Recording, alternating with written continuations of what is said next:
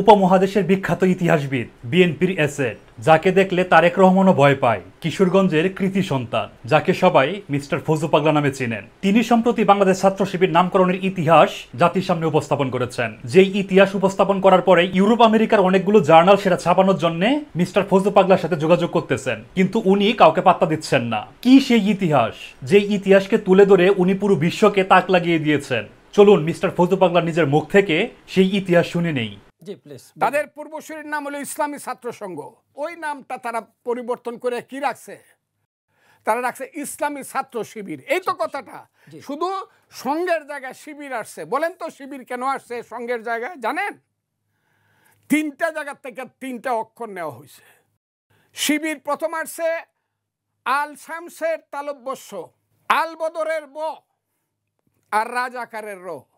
এই তিনটা শব্দ নিয়ে শিবির হয়েছে।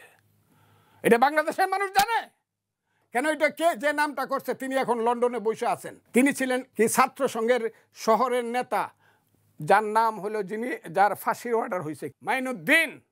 উনি এই নামটা দিছে যে আমরা শুধু এক বদরের নাম দা পারবো না, আল বদর হয়ে পারবো না, তিনটা মিলায় রাখো, আল শামস, আল বদর এবং রাজাকার।